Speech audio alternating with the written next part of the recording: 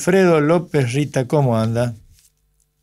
¿Cómo le va, don Tito? Buenas tardes a todos. Un ¿Qué es de su placer, vida? nuevamente. Le digo que hoy no solamente Bien. hace de columnista periodístico, sino también de docente universitario. Estamos dando una clase especial por radio, algo medio insólito, pero que funciona bien. Se enganchan los alumnos, se enganchan los oyentes también, que hacen de alumno y les cuentan, nos están mandando mensajes. Así que haces de docente también. Bueno, con mucho Contale, gusto, contale a la, encantado a de tan la, selecto auditorio. ¿qué te parece? Contale a la audiencia y a los chicos cómo está el mundo y cómo lo podés definir. Bueno, creo que a lo largo de las conversaciones que hemos venido manteniendo un tiempo a esta parte, eh, digamos, nos hemos referido varias veces a un ciclo histórico, político, institucional a nivel internacional que evidentemente ha dejado de funcionar, se ha tornado desde ya obsoleto, pero al mismo tiempo esto no quiere decir que automáticamente las cosas se generen transformaciones como inmediatas y cuando un orden deja de funcionar, automáticamente empieza a funcionar otro orden. Es como una Sí, especie de crepúsculo esto, ¿no? Como cuando sale el sol o cuando cae, que se generan esos colores en el cielo que tiene que ver un poco entre la mezcla entre la noche y el sí, día. aquella famosa Gramsci, frase de que lo viejo ya murió, pero lo nuevo no acaba de nacer. lo viejo no termina de No morir y lo termina de nuevo no morir. acaba de nacer. Sí, Era una frase que hablaba, no me acuerdo de que quién, pero utilizaba Gramsci, Antonio Gramsci, Gramsci. Gramsci era Gramsci. Claro, e inclusive hay corrientes de los temas internacionales que un gran autor canadiense, Robert Cox, que tomaba categorías de Gramsci para estudiar la política internacional. Ujú. Quiero decir, este es un tema que muy recurrente y hay algunos autores que mencionan que se está en un proceso de transición de poder. Hay otros autores, como por ejemplo, ya son argentinos, Tocatlián, Russell, que hablan un nuevo orden mundial sin hegemonías. Entonces, digo, distintos estudiosos lo analizan con distintos enfoques, pero en líneas generales hay un consenso respecto de que el orden de posguerra, de post-45, el orden en términos, digamos, de las instituciones internacionales, o el orden, digamos, de post-caída del muro de Berlín, puedes decir el orden post-11 de septiembre, bueno, ha dejado de existir, y durante ese proceso, bueno, hay un parto, ¿no? Doloroso, incómodo, molesto, donde ocurren toda una serie de fenómenos Complejo. verdaderamente complejos, anómicos, que parecieran colaborar en el caos. Y ese es un poco el orden en el que estamos. El otro día se llevó adelante un evento. En el mes de febrero se llevó adelante la conferencia de seguridad de Múnich, que no sé si nosotros llegamos a hablar de eso en Sí, una de nuestras muy charlas. fugazmente, no en detalle, así que viene bien si la explicas.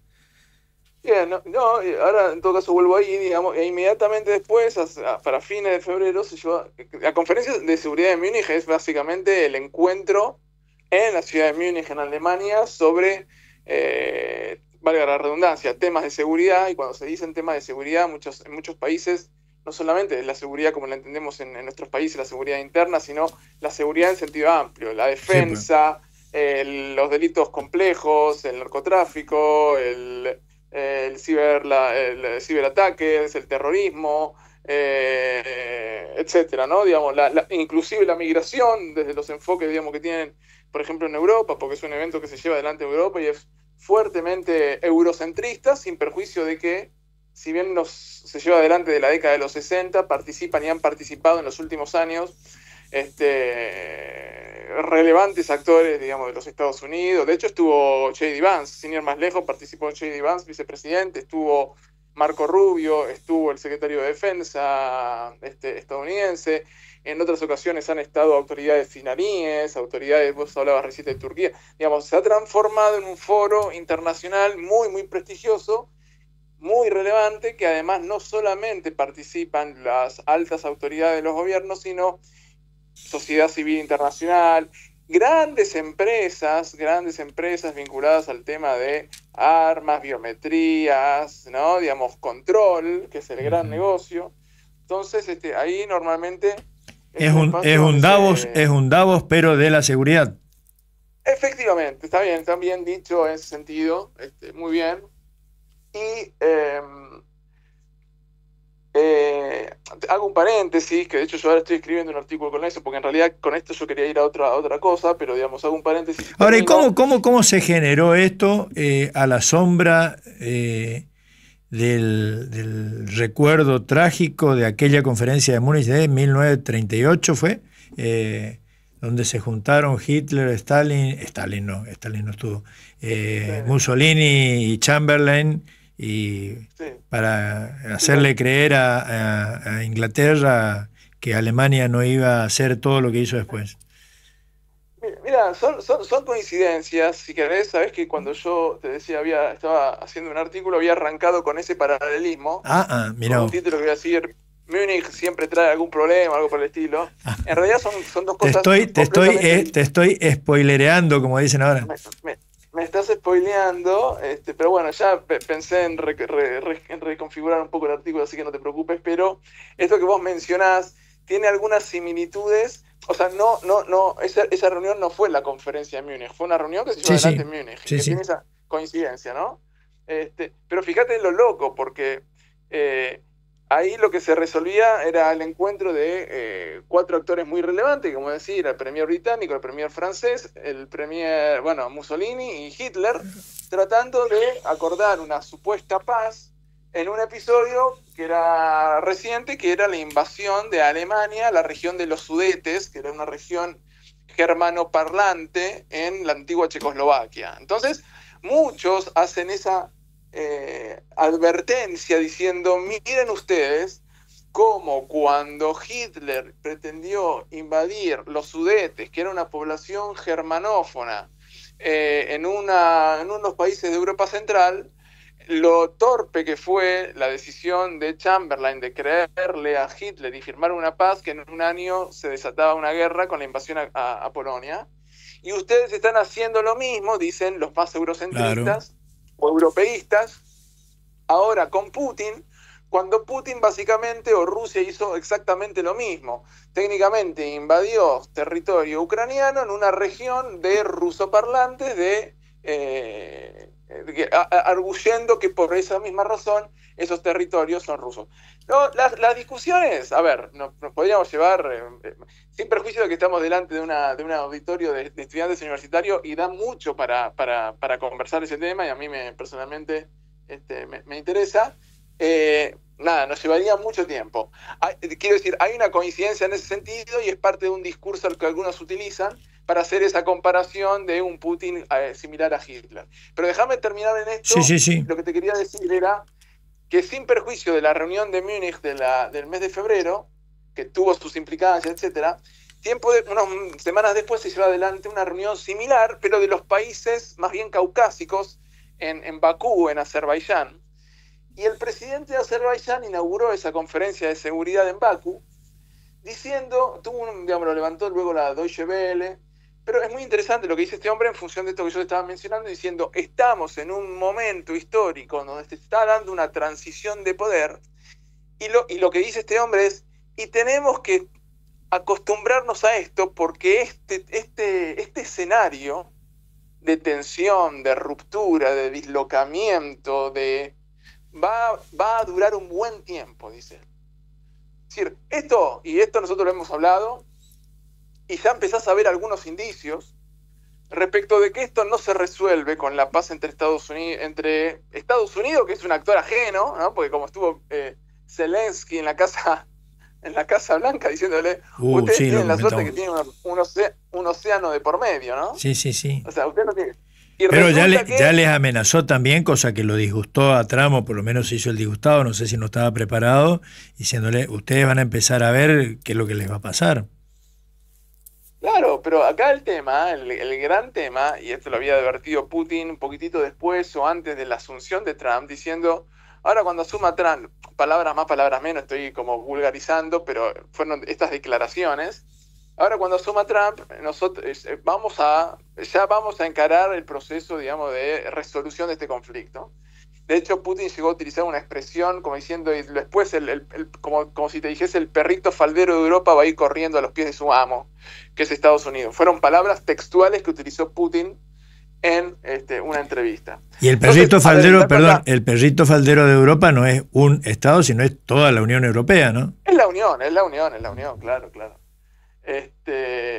Entonces, el dato acá, verdaderamente, porque esto, más allá de qué es lo que acuerden estos dos grandes líderes, que son Trump y Putin, puede resolver parcialmente o no resolverlo. O resolverlo, digamos, cuando digo parcialmente, es en un determinado aspecto, pero en otro deja abierto el conflicto, porque básicamente, en función de lo que uno está viendo, en función de lo que arrojó la conferencia de Múnich, y en función, digamos, de lo que uno ve en el día a día y de las discusiones que se están llevando adelante, recién acaba de asumir un nuevo canciller en Alemania diciendo, empezamos un proceso de rearme. Sí. Europa no quiere terminar la guerra. Entonces, acá hay un dato muy... y ahora vamos a esto que yo a donde quería llegar respecto de cómo este orden basado en reglas llega a su fin. Porque resulta que Ucrania o el punto geográfico en el cual se está llevando adelante el conflicto, que es Ucrania, dentro de Europa, básicamente Europa no forma parte del proceso negociador. Entonces, básicamente acá hay dos grandes actores que van a estar resolviendo de una manera u otra, veremos, intríngulis, y el primer damnificado, que no solo es Ucrania, porque Ucrania es el suburbio me perdonarán la expresión algunos, digamos, pero como un suburbio europeo. Europa quiere quiere garantizar esto porque ¿por qué Polonia tiene un rol tan activo? Porque después de Ucrania viene Polonia, porque está inmediatamente después. Entonces, de alguna manera, vos lo que estás haciendo es tratar de contener la frontera para que no te llegue a tus propias narices, ¿no? De la potencia rusa. Polonia, que acaba de invertir más del 5%, los países en la Unión Europea, en el marco de la OTAN, tienen un estándar de inversión en materia de defensa del 2%. Polonia acaba de empezar a destinar 5% y están en discusiones retomar el servicio militar obligatorio. Es decir, cuando vos haces esas cosas, no las haces para jugar, porque sí, porque bueno, las haces porque tu prognosis, es decir, la proyección del escenario posible, te lleva a concluir que algo de eso va a pasar. Entonces, mientras que nosotros desde el sur analizamos un poco estas cosas, digo desde el sur, más allá que me toca vivir en otra parte, pero decir, lo vemos con los ojos del sur, por decirlo así, la realidad es que más allá de lo que resuelva Estados Unidos en el liderazgo de Trump, que además hay que ver después el frente interno de Trump, que es otra historia, y lo que resuelva con Rusia, lo cierto es que pareciera que Europa no va a estar de acuerdo con esto, y Europa no deja de ser un actor muy gravitante. Entonces, sí, pues, ellos quieren seguir peleando. Así que el escenario está abierto.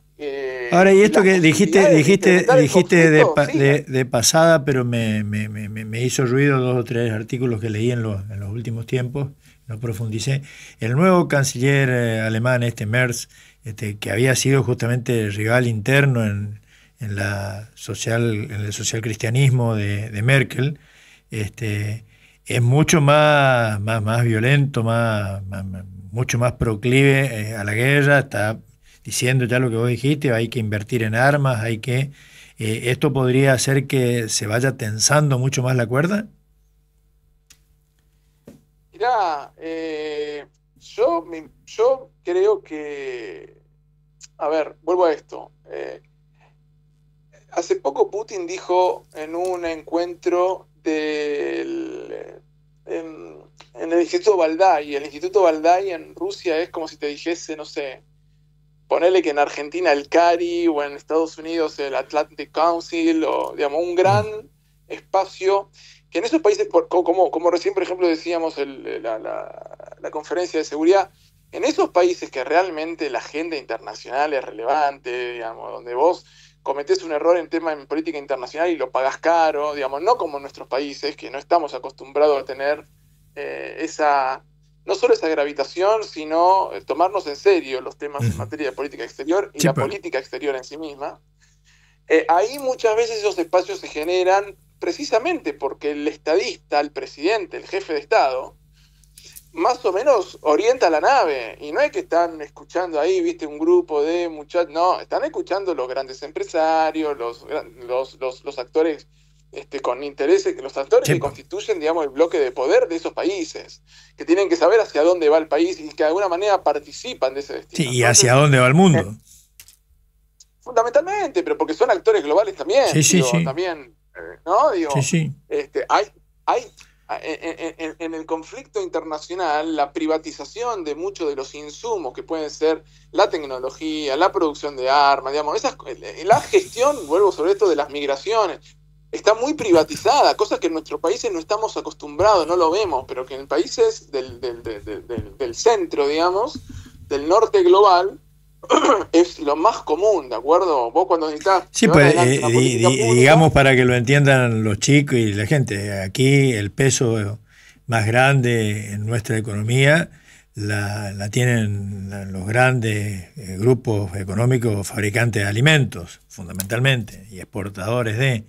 En esos países nosotros no tenemos ni idea de que es tener un súper gran fabricante global de armas dentro y que te diga, mirá, hay que hacer la guerra. Digo. bueno, por eso hay algunos que justamente también sostienen que la postura de una Europa que no quiere que pareciera no querer la paz, o que no quiere la paz en los términos en que la están acordando Putin y Trump, porque en definitiva cualquiera te va a decir queremos la paz, pero bueno, ¿a qué costo? ¿Bajo qué circunstancias? ¿Con qué consecuencias? Muchos dicen, bueno, es justamente el lobby de la producción de armas la que está de alguna manera estirando la resolución de este conflicto. Porque además, por otro lado, y esto tiene que ver más con aquellos expertos o técnicos en temas de seguridad y defensa, que cuando vos haces un poco de zoom en algunos avances en lo que fue la guerra en Ucrania, fue la primera guerra desatada con drones. Hubo avances de tecnología, en materia de tecnología armamentística, que muchos de nosotros no llegamos a prestarle atención porque no nos dedicamos especialmente a eso, Claro. pero hubieron, digamos, transformaciones muy significativas. De hecho, muchos agarran y dicen, mirá, aparte, fíjate vos cómo es esto, cuál es el parecido al desenlace inminente, y esto también es interesante si vos tenés ahí a tus alumnos, cómo de alguna manera vos veías hasta hace un año atrás en los diarios, avanza Ucrania, Ucrania volteó un dron ruso, o sea, parecía como, viste, una propaganda de una victoria que jamás iba a ser posible. Digamos, cuando esto se desató en febrero del 22, nadie podía pensar que en un conflicto armado entre Ucrania y Rusia, Ucrania tenía alguna posibilidad en todo esto.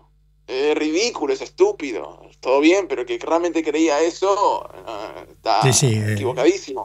irreal. Ahora, sin embargo, vos lo que veías era constantemente una maquinaria propagandística respecto de los presuntos éxitos parciales, circunstanciales de Ucrania. Que ojo, acá no implica tomar parte de nada, es simplemente analizar un complejo escenario internacional centrado en Europa. Entonces, a lo que voy con todo esto es que Rusia, contra lo que muchos puedan pensar, llevó y lleva la guerra, o ha llevado hasta aquí la guerra, de manera realmente quirúrgica. Porque la potencia que tiene Rusia podía haber resuelto esto en 6 meses, y sin embargo no lo hizo. ¿Por qué no lo hizo? Pueden ser muchas las consideraciones que nosotros podemos desplegar. Pero vos pensás lo siguiente. Muchos sostienen, esto le sirvió para ir quemando chatarra. Sí, tenemos algunas armas viejas, algunas que utilizamos. De hecho, algunos llegaron a decir, che, están usando armas de la época soviética. Sí, Sí, por supuesto, porque las tenemos de la época soviética, la estamos liquidando, la estamos... estamos aprovechando Claro, pero estamos sacarlas de quemando la circulación. chatarra. Claro, para sacarla de circulación.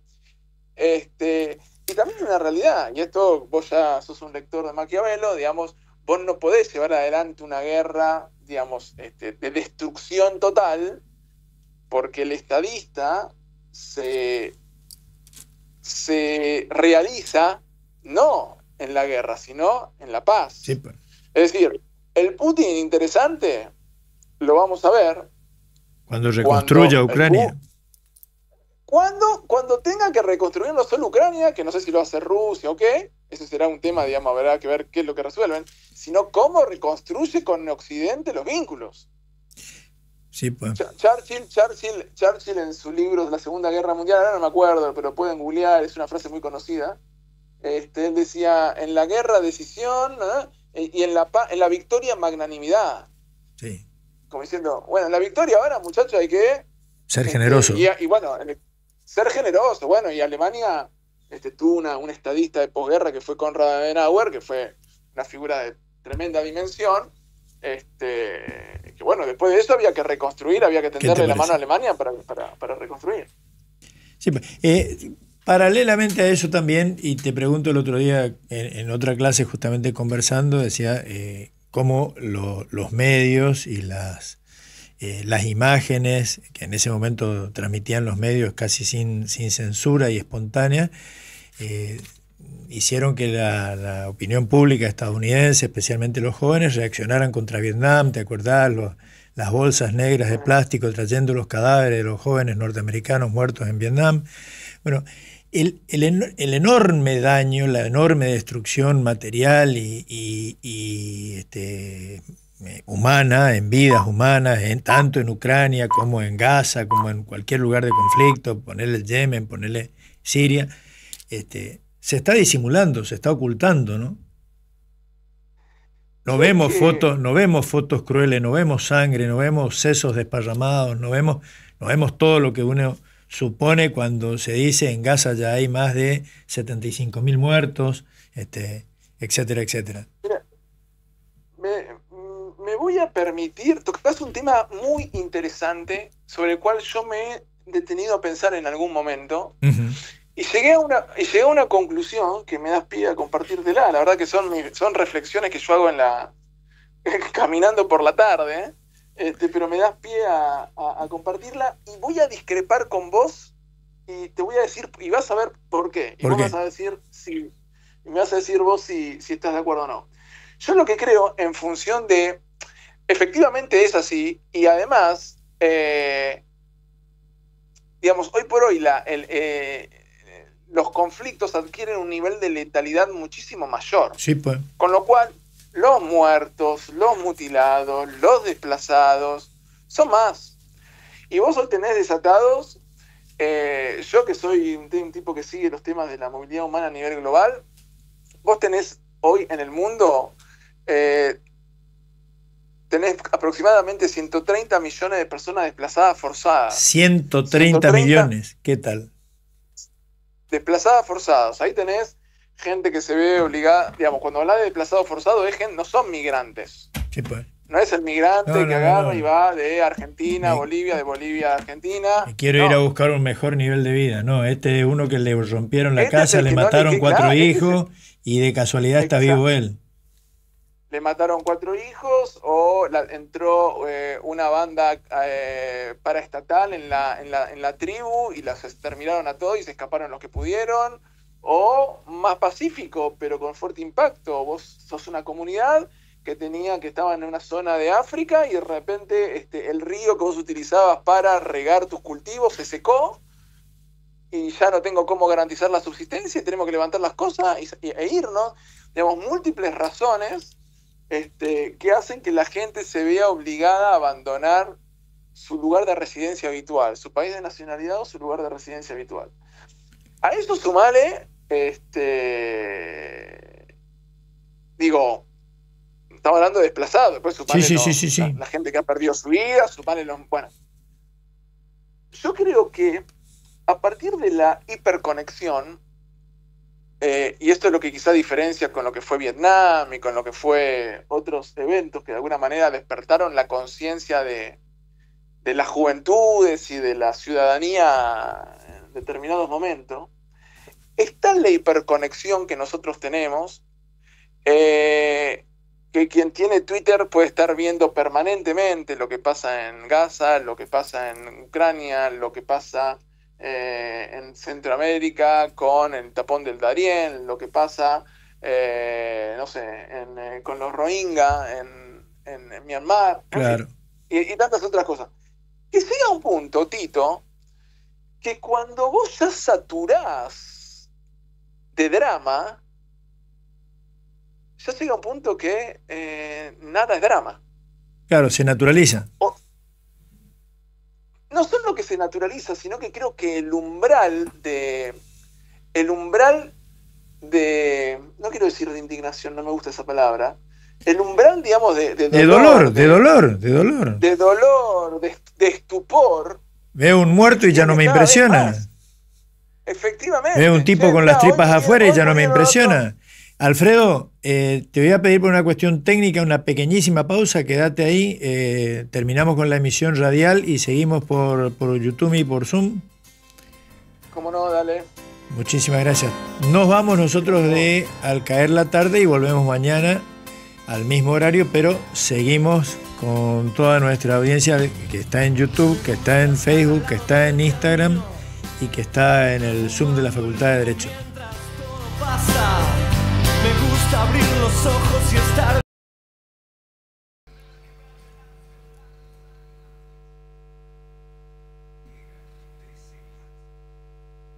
Transmite LT7, Radio Provincia de Corrientes, AM 900 kHz, desde sus estudios centrales en calle La Rioja 743 y planta transmisora en la localidad de El Sombrero.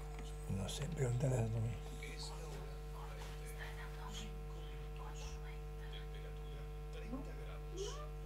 ¿Eh?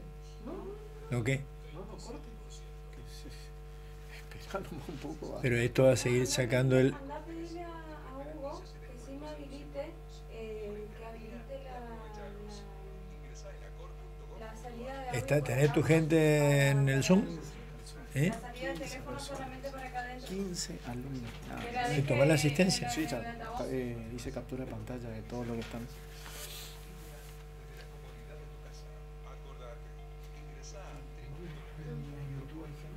Sí, hay gente.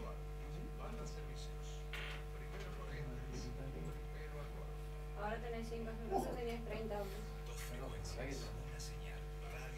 ¿Eh?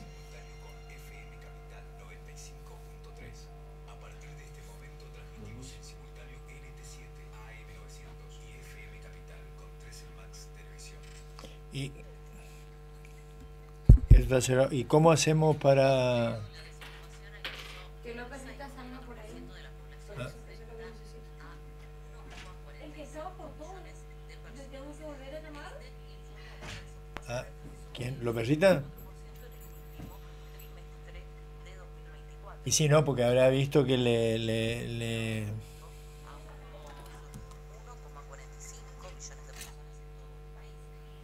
Garucci.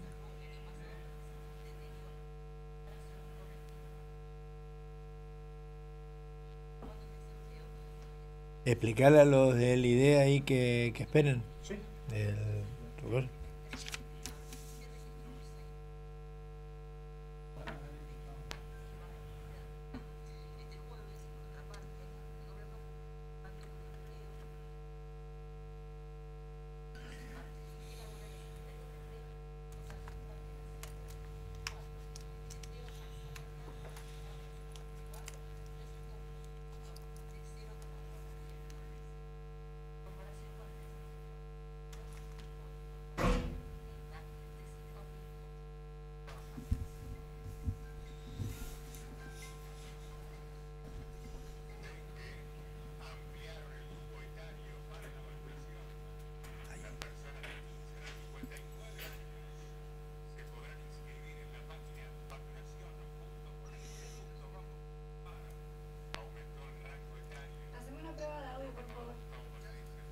Con acá. Hola, ¿qué tal? ¿Cómo te va? Es para chequear que esté saliendo solamente vos y Rita va a salir. Pero acá sale el audio de la radio. No, fíjate que ahora ya no. Sí. Acá le estoy escuchando.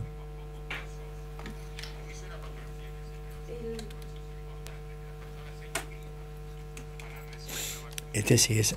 No, pero este. ¿Y por qué vos estás conectado a la radio? Y bueno, y por eso, ¿cómo hago para salir a la radio ahí? Porque ese es el sonido para Facebook y para Instagram. Facebook e Instagram reciben el sonido de los auris. Ahí me van a escuchar a mí nomás, no a los perritos. Ah, de allá. Bueno.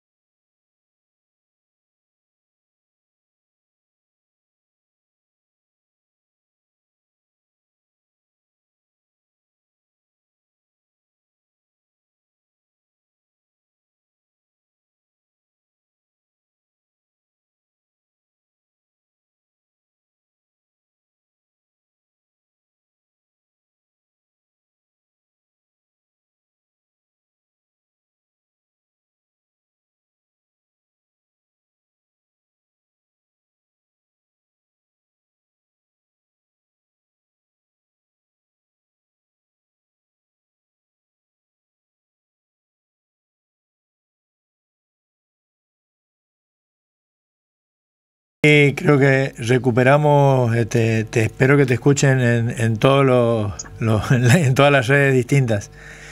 Ahora ya me van a retar, si no acá por Facebook o por Instagram. ¿Me escuchás ahí vos bien, no? Te escucho, Tito. Perfectamente, bueno, adelante. ¿Dónde habíamos quedado entonces? En tus reflexiones en las caminatas filosóficas.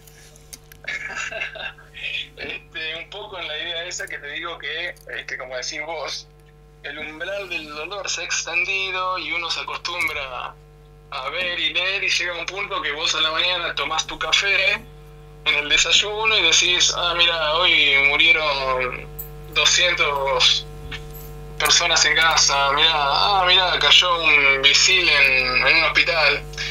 Digamos, es tan brutal y las noticias son tan que se como decís vos, se naturaliza, uno se acostumbra y probablemente el umbral del dolor se extiende y al mismo tiempo eso modera la reacción. Ahora, también te digo una cosa,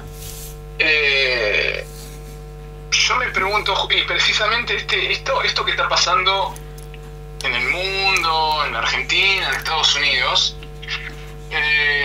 uno da por hecho que existen contrapesos o que existen frente a determinados derivas, llamémoslas autoritarias o lo que fuere, digamos, de alguna manera un exabrupto por parte de quien ejerce el poder y que hay una reacción en consecuencia que pone límites. Bueno, eso justamente otro de los síntomas de este proceso de transición de poder es que estos actores que emergen, de alguna manera son estos liderazgos también sobre los que hemos hablado en otros encuentros, parecieran ser, digamos, ¿no?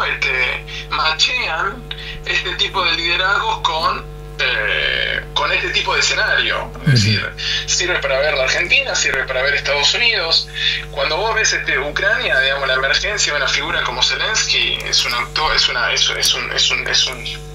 un tipo que también llegó, digamos, con un discurso totalmente antipolítica. Bueno, unos años después terminó perdiendo 1/5 de su territorio. Y acá yo no es que, digamos, hay que tratar de ver el fenómeno de manera bien objetiva. Yo cuando te mencionaba la reunión de Múnich, de la conferencia de seguridad, hay un dato que, de hecho, si tenés ahí a tus alumnos y pueden irse después a su casa y googlear, si tienen ganas, pero ahí van a tener un testimonio y ahí te da la pauta de lo importante que es abordar determinadas cuestiones desde un punto de vista, desde la historia, y es que justamente Putin da un discurso en el año 2000, no me acuerdo si 2006, 2007, en la conferencia de seguridad de Múnich, donde él hace un análisis y él da una famosa frase. Él dice: una de las grandes tragedias para el orden mundial fue la caída de la Unión Soviética, porque eso hizo que se aviniese con todo Occidente sobre regiones que históricamente estaban o no formaban parte de su esfera de influencia. Sí.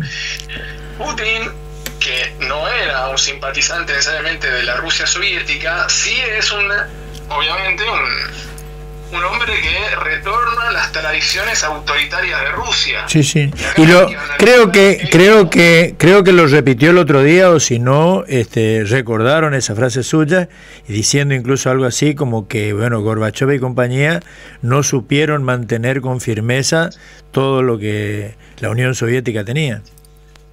Mira, hay una frase interesantísima, no sé si habrás leído, es un libro que está muy de moda ahora, que es El Mago del Kremlin, se leyó mucho. No lo leí. Bueno, es un libro que me compromete a leerlo.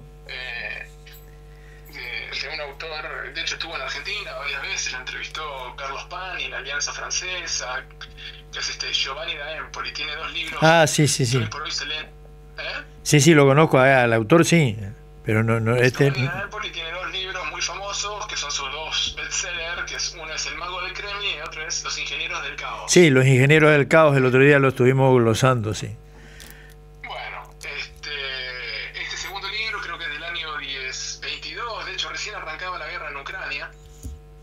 Es un libro de ficción, pero bueno, ya basado en muchos hechos históricos, y de hecho los protagonistas son protagonistas que por momentos existieron de hecho. Y él cita una frase que dice: cuando cae la Unión Soviética, el pueblo ruso se deshizo de la Unión Soviética y de los políticos soviéticos, pero no se deshizo de su mirada, digamos, expansionista, de su presencia global. Quedó tan golpeado en los años de Yeltsin, y de hecho Yeltsin, que fue una figura totalmente desprestigiada hacia adentro, fue muy clara y contundente con un Clinton que insistía en expandir las fronteras de la OTAN. Y en una conferencia que fue muy famosa, Yeltsin, que de hecho iba borracho en las reuniones, era un problema muy grave que tenía Rusia con su presidente, porque estaba enfermo, porque estaba ebrio, digamos, tienen que, nuevamente, están los videos, pongan Yeltsin borracho y lo van a ver, eran situaciones que atravesaba una Rusia que estuvo al borde de la disolución.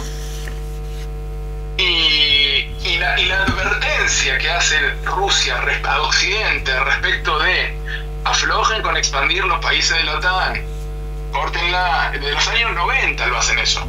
Putin en esta conferencia de Múnich sostiene y advierte las consecuencias que iba a tener seguir con esta línea. Y es un documento de esta altura histórico, por eso yo te digo que es muy relevante ese foro, porque ahí van a hablar los tipos que cortan la torta. Y si hay algunos que empezaron a decir, si se hubiese tomado en serio, no como, porque muchos le atribuyen a Putin, viste, una actitud medio patotera, de gángster. Sí, no es así, estaba advirtiendo cuáles iban a ser los problemas en tanto y en cuanto siguiesen con esa política. Entonces, esto nos retrotrae a un punto que yo te lo mencioné y que creo que era algo que a vos te interesaba tocar, que tiene que ver con la crisis del orden mundial basada en reglas. Es decir, el respeto por el derecho internacional público. Sí, señor. El respeto por los consensos, por los acuerdos que se han dado en el marco del sistema de las Naciones Unidas.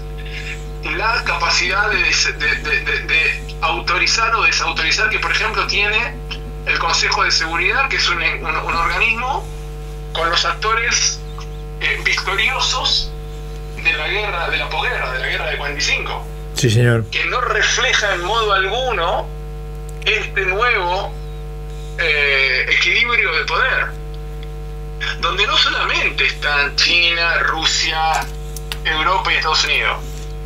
Por ejemplo, si uno ve entrevistas que le hacen a Putin, Putin está todo el tiempo recalcando, por ejemplo, la relevancia que va a tener en el siglo XXI Indonesia, uno de los países más densamente poblados del mundo, G20, el rol que va a tener en África, Nigeria, que es una economía que no para de crecer, con severos problemas en términos de desarrollo, de generar, digamos, derrame para sus sociedades, pero que empiezan a ser actores con un peso real. India, que hoy es el país más poblado del mundo, es la quinta economía del mundo y para el 2030 se va a transformar en la tercera economía del mundo. O si querés también te puedo decir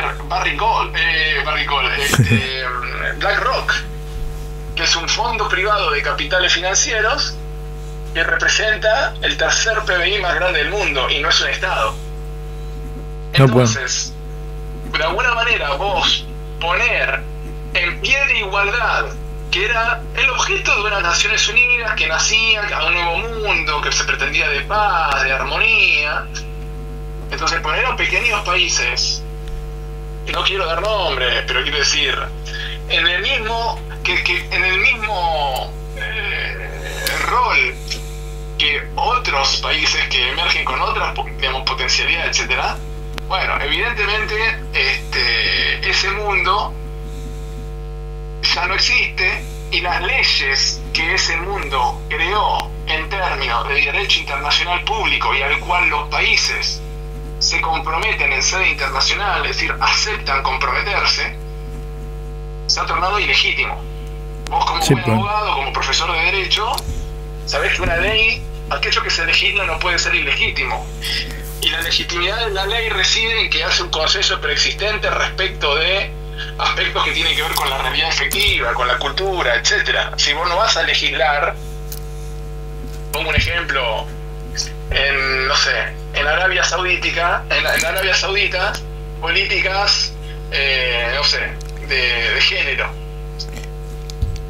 Sí, pero ¿sabés qué, Alfredo?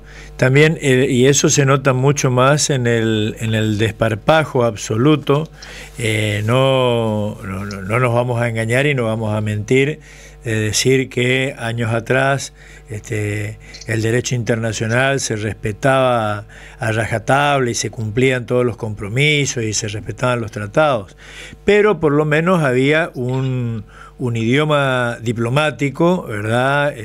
Unas maneras donde determinados parámetros se respetaban y por lo menos se trataban de disfrazar hasta las actitudes más imperialistas, más duras. Ahora tenés un actor como Trump que te dice que se va a apoderar de Groenlandia, se va a apoderar de Canadá, que el Golfo de México no es el Golfo de México, sino el Golfo de América, y que va a poner una playa top, la Riviera en Gaza, echando a todos los palestinos.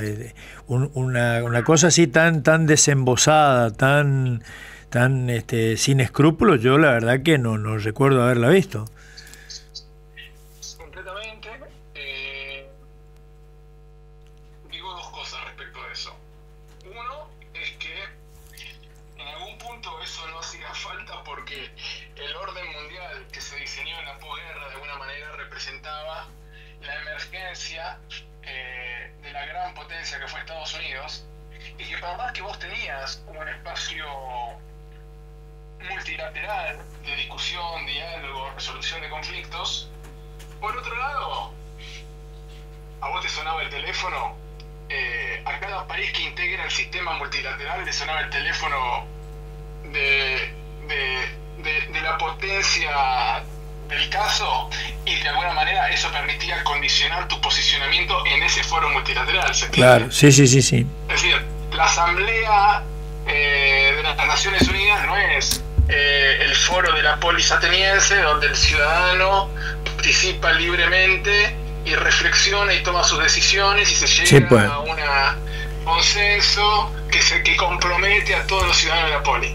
Era un arquetipo, una idea, en términos de abstracción, en términos de lo ideal. Ahora, la realidad es que los países llegan a espacios multilaterales en donde tienen que resolver o tomar posiciones condicionados por múltiples factores.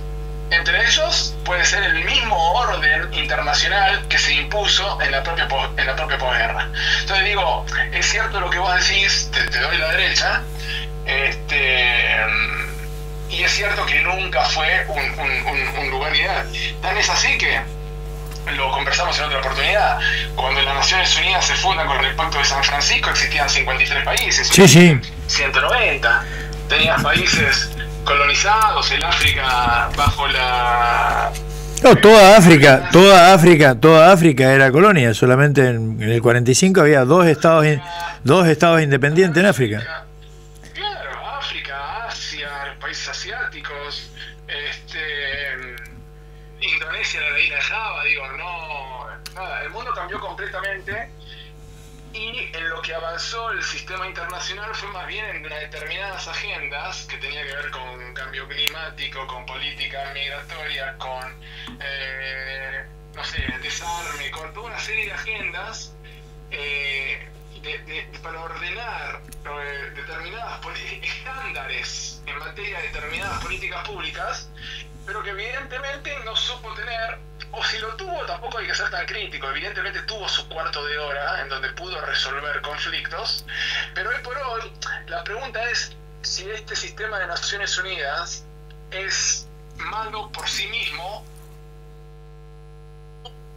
porque el mundo en las condiciones actuales, y que se entienda un poco esta idea, si digamos, la máquina de escribir en algún momento era útil. Sí, lo que pasa es que después, más allá de que emerge la computadora, la realidad es que vos también necesitas producir más rápido, en mejor calidad, a otro ritmo, etcétera, ¿no? Entonces, está como de alguna manera ciertos inventos están tirados más por la demanda que por la propia innovación. La innovación responde a una demanda, a una necesidad.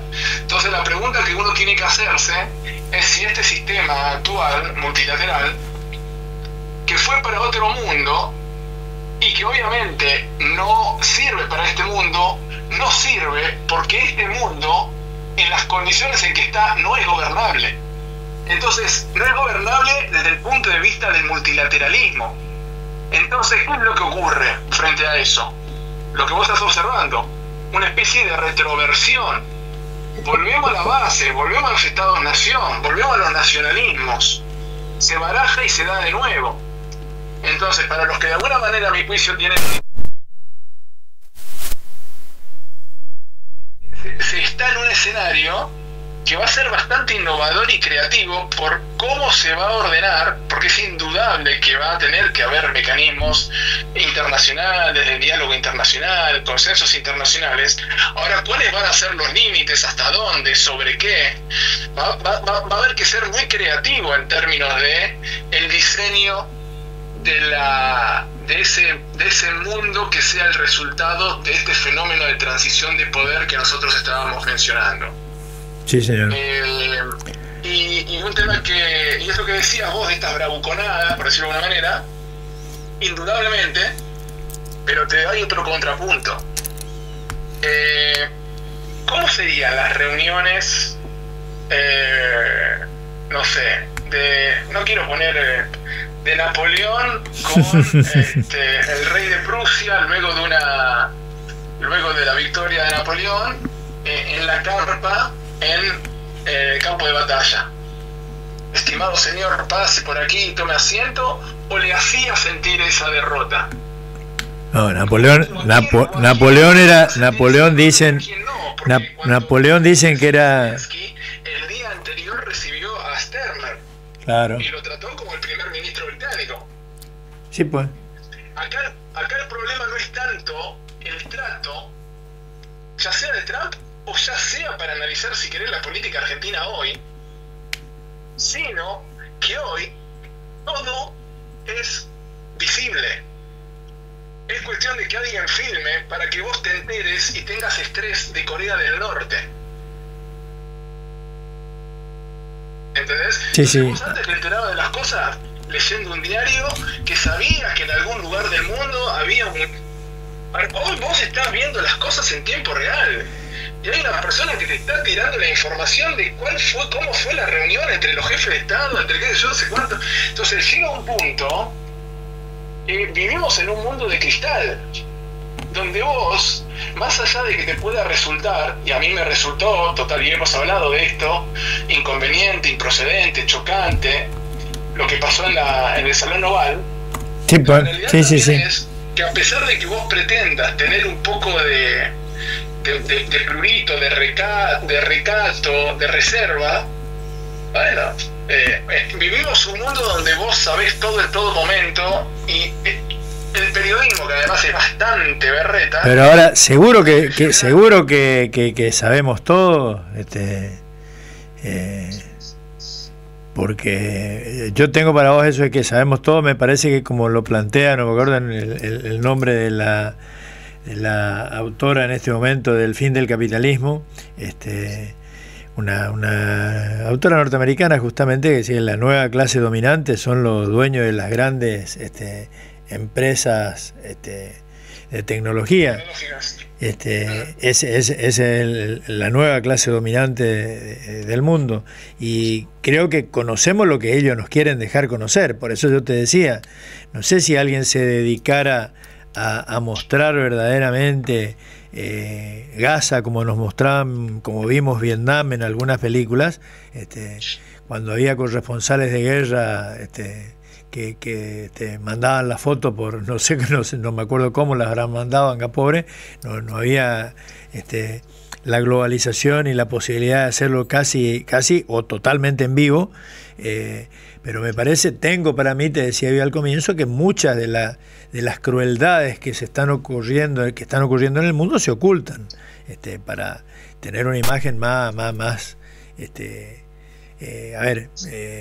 aceptable, justamente, de conflictos tales como el de Ucrania o el de Gaza. Seguro. No digo que no, en absoluto. Vos sabés que son uno de los trabajos que publiqué una vez. Hubo un caso, yo tengo una tesis, digamos, que es... ¿Vos te acordás que Europa tenía una política... ahora de alguna manera retoma un poco esa postura más dura respecto de la inmigración, pero hasta el año, no sé, los 2000, la primera década de los 2000, sobre todo, bueno, es un tema largo, pero lo que quiero decir es, hay un quiebre que adopta y que lidera ese quiebre Angela Merkel. Por eso Angela Merkel se fue muy bien de su condición de canciller, pero ya un par de años habiendo pasado la terminación de su gobierno, está muy criticada Angela Merkel en Alemania. Por eso un poco algunos sostienen que tuvo que salir a publicar este libro de memoria que se llama Freedom, Libertad, que son las memorias de Merkel, donde de alguna manera intenta lavarse la cara o explicar un poco algunas de las decisiones, porque la que de alguna manera generó ciertas condiciones de dependencia, sobre todo en materia gasífera con Rusia, fue Merkel. Sí, pues. La razonabilidad de Estado que pudiera tener esa decisión no lo juzgo, digo. Y además recordemos que durante varios años Occidente vio muy bien a Putin. Putin empieza a tener una serie y de hecho mismo Putin lo dice, como diciendo: yo me cansé de tener gestos con Occidente, de tener gestos con Europa, y llegué a una comprensión de que es imposible el entendimiento, y particularmente pone el énfasis sobre todo en la elite de la Unión Europea, en los burócratas de la Unión Europea. Pero eso es una historia bastante larga. El dato es que cuando se produce, vos estabas hablando antes de la guerra en sí y demás, cuando se producen las primaveras árabes y cae, por ejemplo, Gaddafi, sí. Eso es lo que de alguna manera libera el campo hacia la gran crisis migratoria que experimentó Europa en los años 15 en adelante, sumado a la guerra siria, que, como decía el colega que habló antes de mí, un rol muy importante, estado tapón de Turquía, no solo de Turquía, de Líbano, y inclusive en algún momento algo de eso hizo Grecia para justamente negociar cuando estaba bajo presión en la crisis griega por la troika del FMI, del Banco Central y del ministro de Finanzas alemán. Y ellos le decían, como buena parte de esta migración llegaba en barco a la isla de Lesbos, que era Grecia, y Grecia estaba saturada de migración, que era lo mismo que hacía Erdogan, le decía, aflojá porque si no yo levanto la barrera y todos estos quieren ir a Europa, no quieren venir acá, no quieren venir a Turquía. Con eso, como decía el colega, Turquía logró negociar algunos beneficios, como por ejemplo eximir de visado a los turcos que van a la Unión Europea. O Grecia lo propio en los acuerdos que tenía con el Banco Central, el FMI y Alemania, que dirigía, digamos, las negociaciones cuando Grecia cayó en la crisis griega del gobierno de Syriza. Lo que te quiero decir con esto es que hubo muchas iniciativas por parte de Putin en acordar con la Unión Europea y esto no pudo ocurrir. Y Merkel, y a esto iba, perdóname, tuve un lapsus, cuando se da toda la crisis migratoria, ocurre un hecho que yo no sé si vos te acordarás, que tuvo muchísimo impacto, y yo me acuerdo perfectamente, y además ahí se produce la corrección, la rectificación de las políticas europeas, y después Merkel termina ganando el premio Nansen, que el premio Nansen es como si te dijese el premio Nobel de aquellos que ayudan a los migrantes en el mundo, que lo entrega el ACNUR, que fue cuando aparece muerto el chiquito Aylan Kurdi en una plaza turca. Yo no sé si vos recordás esa imagen. No, eso no me acuerdo. Bueno, si ustedes googlean Aylan Kurdi, es una imagen muy dolorosa, muy fuerte, que salió en ese momento, yo me acuerdo perfectamente cuando eso ocurrió, y a partir de ahí empiezan a corregirse las políticas de Naciones Unidas de Europa. Un año después se sanciona la Declaración de Nueva York para Migrantes y Refugiados, y 2 años después se sanciona el Pacto Mundial para la Migración y el Pacto Mundial para los Refugiados. Y empezó toda esta política de brazos abiertos de inmigración que a 10 años después generó las consecuencias de que hoy estás viendo de emergencia de los movimientos anti-inmigracionistas. Es decir, sí, ahí pusimos acá en Europa, te cuento la reacción a este proceso que yo te estoy diciendo, que nace con esta imagen y que conmovió efectivamente. Sí. Ahí tenés un ejemplo bien claro de cómo conmovió a la opinión pública un hecho que no eran millones de personas, porque venían muriendo mucha gente en el Mediterráneo, sino la aparición de un cuerpo sin vida. Sí, pues estamos poniéndolo en YouTube para los que nos están siguiendo por YouTube, las imágenes justamente del niño apareció en la playa y levantado. Te iba a decir, recordando para los más viejos, yo creo que vos no habías nacido, y yo era muy niño cuando estaban de moda las imágenes de aquella chica desnuda corriendo, prendiéndose fuego en Vietnam, ¿te acordás? ¿Vos podés creer que en el artículo que yo escribo en aquella oportunidad, que es un artículo que se publicó en una revista en Colombia, digo, este chico representa lo que representó esta chica en Vietnam? Claro, efectivamente. Sí. Mirá. Efectivamente. Sí, pues era una imagen. Bueno, y de esas imágenes, ahí estamos mostrando los chicos vietnamitas disparando de los incendios y de las bombas, con soldados americanos o de Vietnam del Sur detrás, ¿no? Una imagen patética. Bueno, esas fueron las imágenes que conmovieron al mundo en la década de los 60 y los 70. Tal vez faltan, es lo que yo te decía, imágenes como estas hoy, ¿no? O gente que le cante, justamente algunos de los alumnos que te están escuchando el otro día en una clase conversábamos y le decía, hoy no hay un John Lennon que cante Imagine, o un Bruce Springsteen que cante contra el 9 de julio o contra el 4 de julio, no contra el 9 de julio. Lo estoy por hacer independizar en fecha distinta a Estados Unidos, o un Bob Dylan, que sé yo, que se pregunte justamente sin encontrar la respuesta. No veo hoy en el arte mundial, en una de esas es puro ignorante o desinformado que soy yo, ¿no?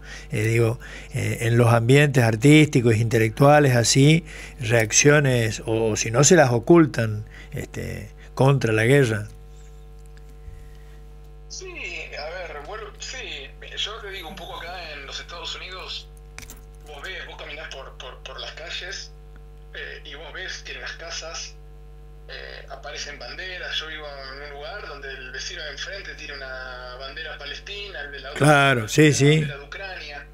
Hay como una toma de conciencia, ¿viste? Como un compromiso. Fíjate vos lo que pasó recientemente en la Universidad de Columbia con un estudiante palestino. Las universidades, que de hecho, hablando de desaforados, Elon Musk salió a decir: es preocupante el estado de las universidades. ¿Cómo puede ser que las universidades de élite de los Estados Unidos estén produciendo el tipo más o menos se refería a la cultura woke, a todas estas cuestiones? Porque básicamente tenías a las universidades Princeton, Columbia, Harvard, con campamentos de estudiantes resistiendo la política de los Estados Unidos, por ejemplo, en Gaza. Pero sí, pero por la calle acá y vos tenés grupitos de personas que están con un megáfono en una plaza, con el cartelito. Pero bueno, me da la sensación. Mira, yo vivo cerca del edificio Watergate. Ajá, nada más y nada menos. Nada más y nada menos. Y vos, o sea, Watergate hizo caer a uno de los presidentes, que yo te digo una cosa, visto en retrospectiva, Nixon es probablemente uno de los más grandes presidentes de los Estados Unidos. Pero sin duda. Un gran presidente. Sin duda. Y lo teníamos por un conservador HDP. Claro, bueno, por eso. Después cuando vos indagás un poco la historia y vas un poco más en detalle, te das cuenta, digamos, la talla del sujeto. Pero tuvo el problema, digamos, también que se tuvo que básicamente se fue, renunció porque se iba mal, destituido por habilitar, así tus alumnos imagino que lo conocen, pero lo destaco, digamos, un mecanismo de espionaje en las oficinas del Partido Demócrata que están en el edificio Watergate. Hay que ver la película, recomendable, todos los hombres del presidente. Bueno, eso hizo caer al presidente de los Estados Unidos. Que además, digo, hay que ver el contexto, porque hay un libro extraordinario que se llama En Confianza, que es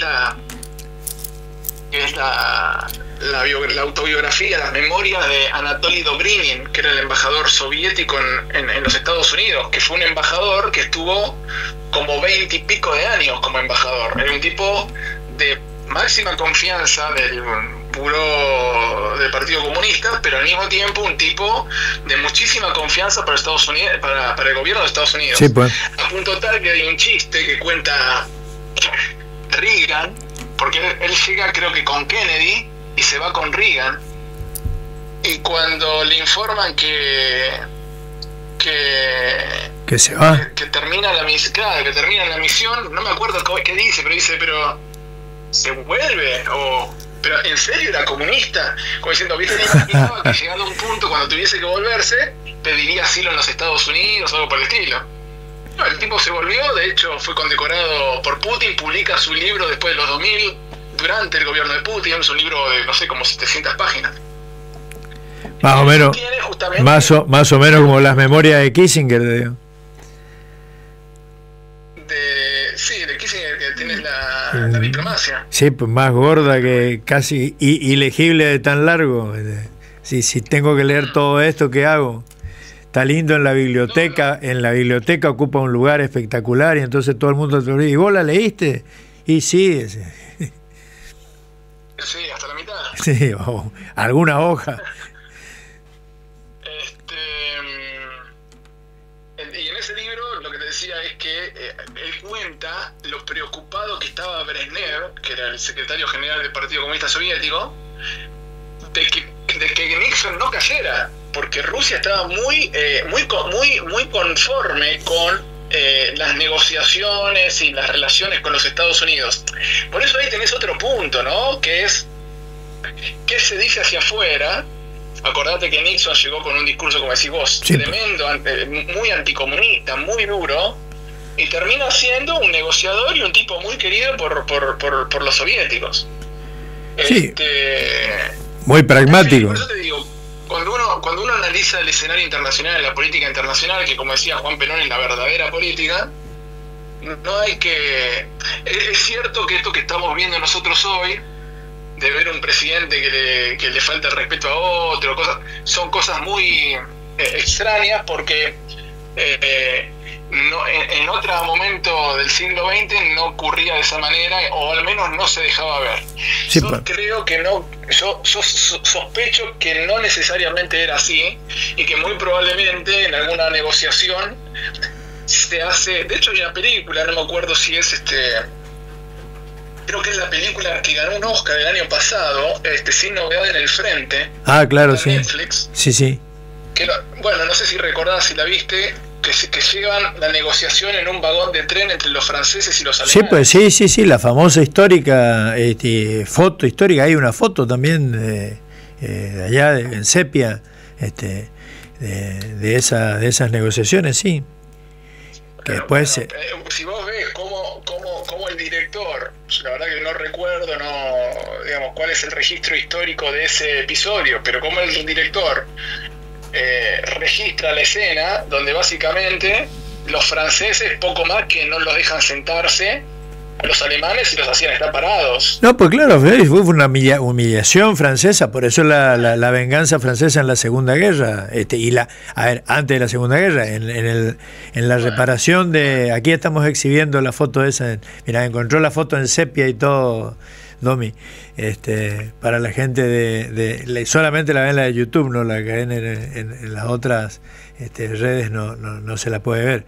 Pero sí, la humillación francesa, que acordate que eso mismo se repitió después en el Palacio de los Espejos en Versalles, odio que todavía hasta hoy tienen los franceses, bueno, que después justamente Konrad Adenauer y compañía consiguieron morigerar ese enfrentamiento para empezar a construir la Unión Europea, pero el odio entre Francia y Alemania era muy grave. Efectivamente. Bueno, ¿y cómo termina la película esta de las relaciones Putin, Trump, Zelensky, la Unión Europea? No te digo Ursula von der Leyen, porque no sé si toca algún pito Úrsula. Inglaterra, que está aparte y ahora está veo que sale por lo menos teniendo algunos discursos públicos el nuevo primer ministro inglés. Bueno, ahí también hay que entender que la pregunta cómo termina, continuará. Hoy por hoy en los diarios de hoy, la Unión Europea rechaza toda exigencia rusa de tener ayuda militar a Ucrania, dice que Putin no tiene ningún interés en frenar la guerra, ratifica el apoyo irrompible a la integridad de Ucrania, etcétera, etcétera. Sí, completamente, pero bueno. Starmer justamente dice que no firmemos nada porque Putin seguro que violará el acuerdo de paz si no hay garantías. Sí, a ver, hay una expresión china que dice: peleá si sos fuerte y maldecí si sos débil. No, digo, vamos a ver, ellos pueden decir lo que quieran decir. La realidad es que, según los expertos, y cuando digo expertos, digo personas que son estudiosas, digamos, inclusive en Alemania hay mucho think tank vinculado a temas de seguridad y defensa, como te digo, y hay un consenso respecto de que Europa no tiene las capacidades militares, porque efectivamente gozaban de la garantía de la protección de los Estados Unidos. Sí, pues.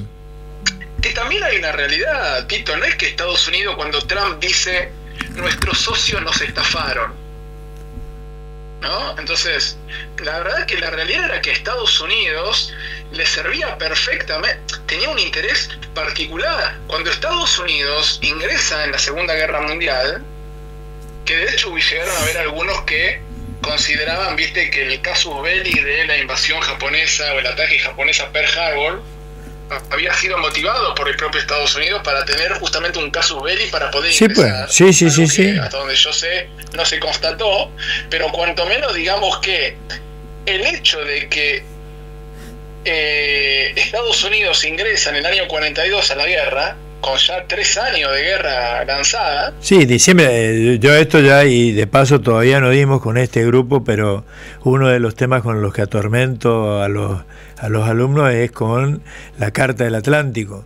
Primero los 14 puntos de Wilson antes de la Primera Guerra y la Carta del Atlántico antes de la Segunda Guerra. Es curioso, yo le hago notar siempre que se reúnen Churchill y Roosevelt en algún lugar del Atlántico, como dicen, ¿verdad?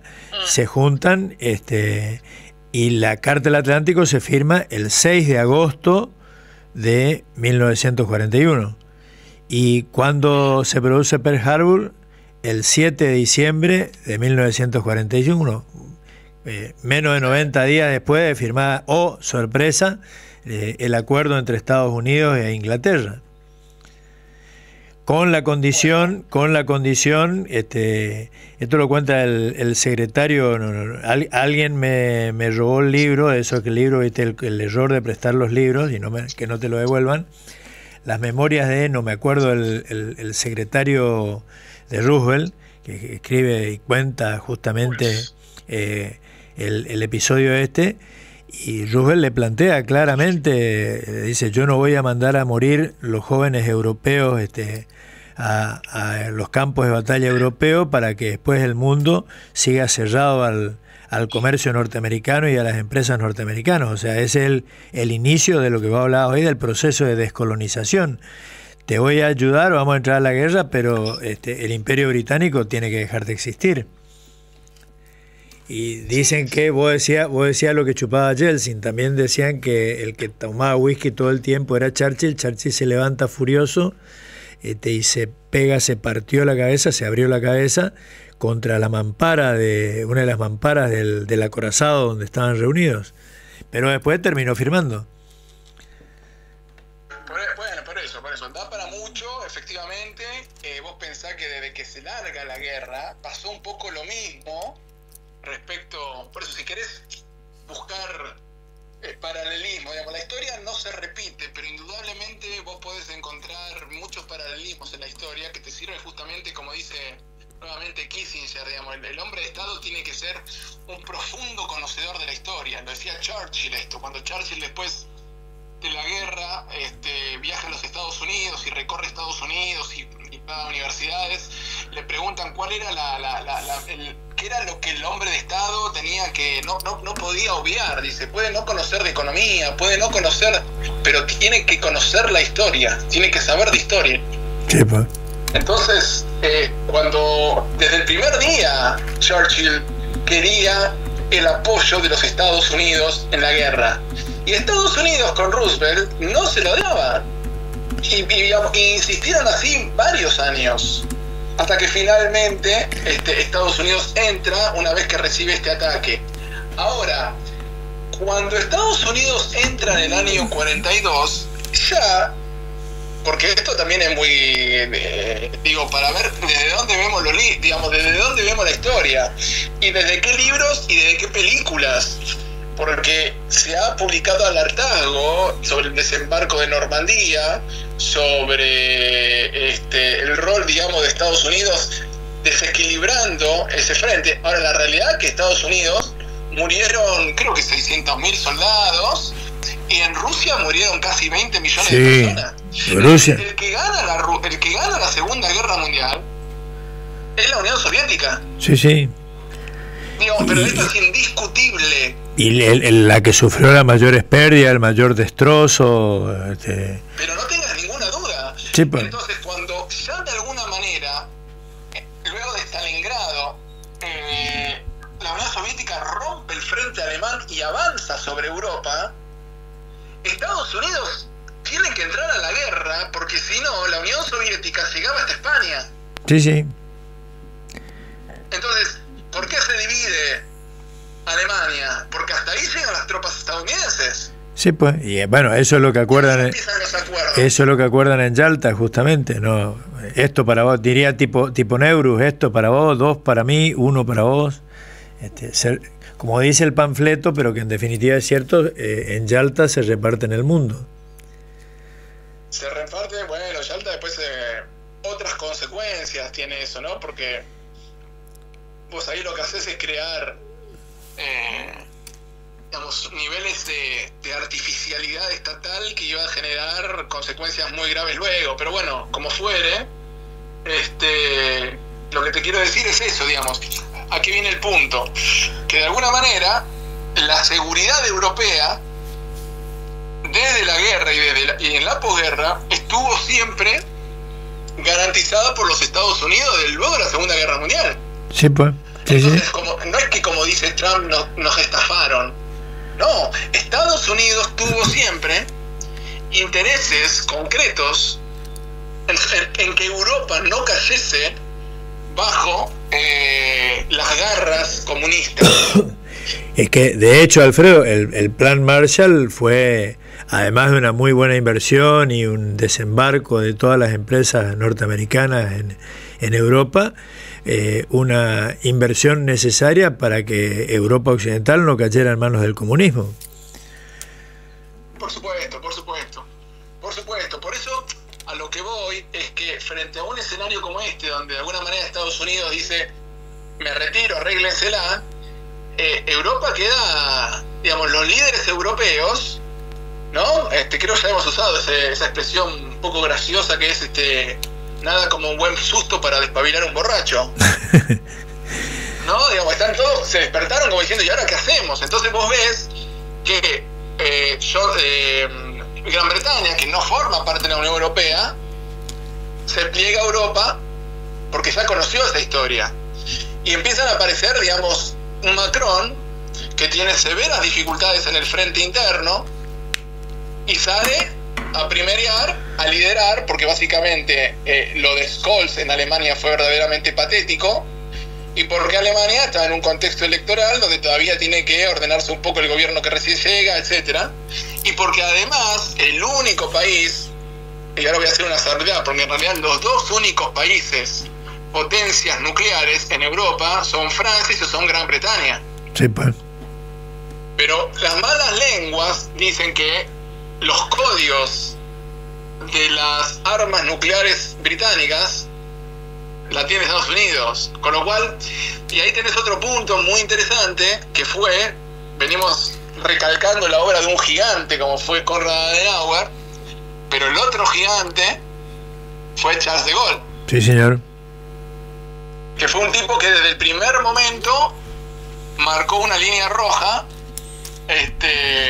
con Estados Unidos. Y desarrolló una capacidad que buscaba ser autónomo, que sí, pues. buscaba justamente viendo que el interés de Estados Unidos, no de Europa, de Estados Unidos, era tornar dependiente a Europa, y que para tornar dependiente a Europa lo tenían que meter a todos en el mismo paquete. Por eso de alguna manera lo que va a ser el antecesor de la Unión Europea, antecesor de la Comunidad Europea, que fue la CECA, la Comunidad Europea del Acero, del Carbón y el Acero. Del carbón y el acero. Que es una asociación que inicialmente encaran los dos países que confrontaron en la guerra, que fue Alemania y Francia, Adenauer y de Gaulle,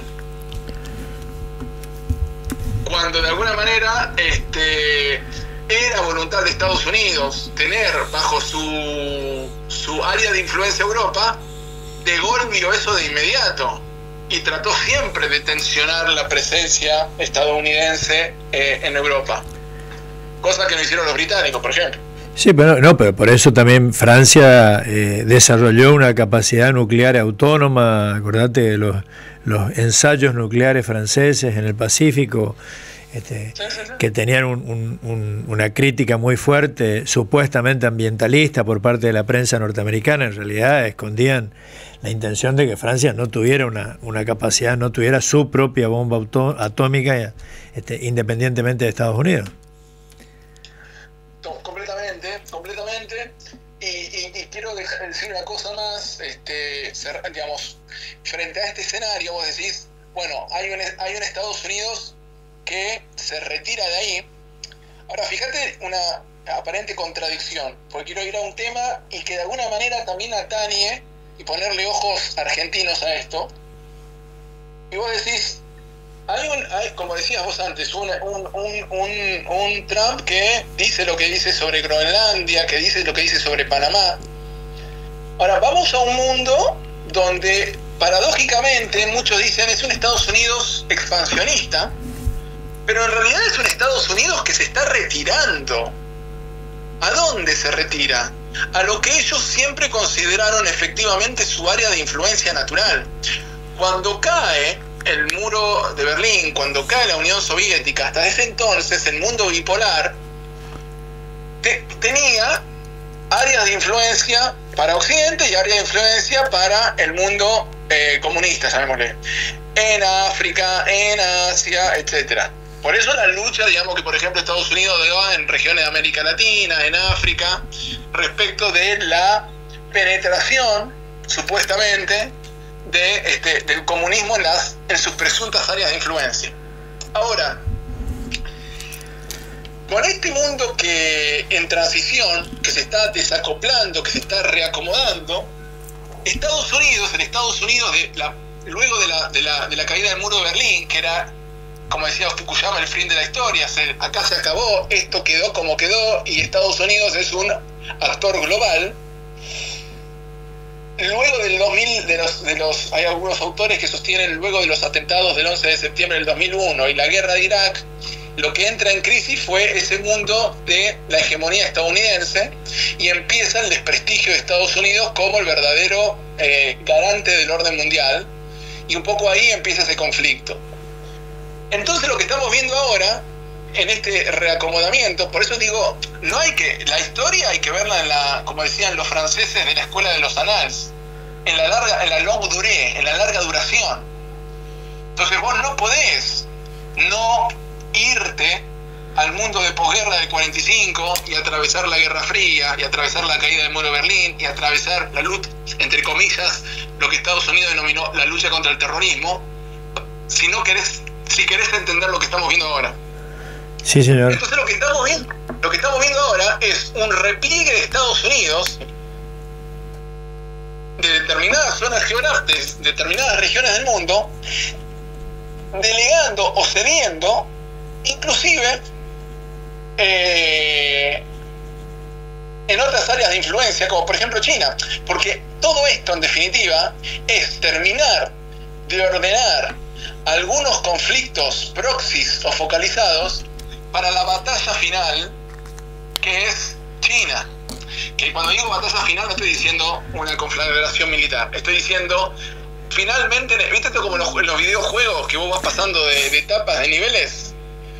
Bueno, el próximo nivel. Niveles vas resolviendo hasta llegar al último, que va a ser el gran acuerdo del mundo que viene entre China y Estados Unidos, donde evidentemente China tiene un nivel de poder sobre Rusia. Hay que ver qué pasa con India, cómo se acuerda esto, porque hay que ver qué pasa con India. Hay que seguir a la India, sobre todo en esta primera mitad del siglo XX.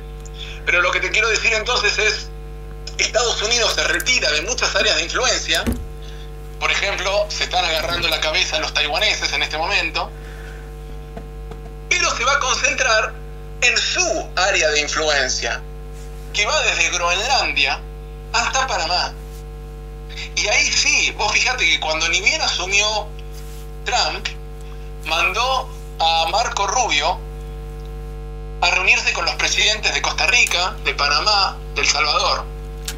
No fue a Colombia, no fue a Brasil, no fue a la Argentina. Había estado antes de ser secretario de Estado, porque estas alianzas medio de partidos. No fue a Chile, no fue a Ecuador. Entonces, acá hay un dato. Porque mientras que en la lectura de muchos, la América para los americanos y el área de influencia, el hemisferio occidental dentro del cual Estados Unidos ejerce su influencia, muchos piensan que iba desde Alaska a Tierra del Fuego. Y no, va desde Groenlandia hasta Panamá. Hasta Panamá. Don Alfredo, se nos terminó el tiempo, lamentablemente, pero te comprometemos, ¿estás condenado a seguir con esto? ¿Cómo no? Para mí es un placer. Muchísimas gracias. Vamos a hacer Espectacular. Con tus estudiantes, con tu auditorio y con un asado de por medio también. Pero cuando quieras, tenés que venir a Corrientes, así hacer en vivo, hacer una gira artística por aquí. Muchísimas gracias. Un saludo grande a vos, Tito, a todo tu equipo, que la verdad que se pasa, y a todos tus estudiantes también. Un abrazo grande. Gracias, Alfredo, un gusto. Chau. Cerramos esta edición y la mala noticia para todos los alumnos que están escuchando y para los que faltaron y no escucharon, peor todavía, que todo esto que dijo Alfredo es pregunta de examen. Así que para los oyentes algún día vamos a hacer un cuestionario para los oyentes. Muchísimas gracias. Hasta luego. De Corrientes, AM900. Hasta aquí transmitimos en simultáneo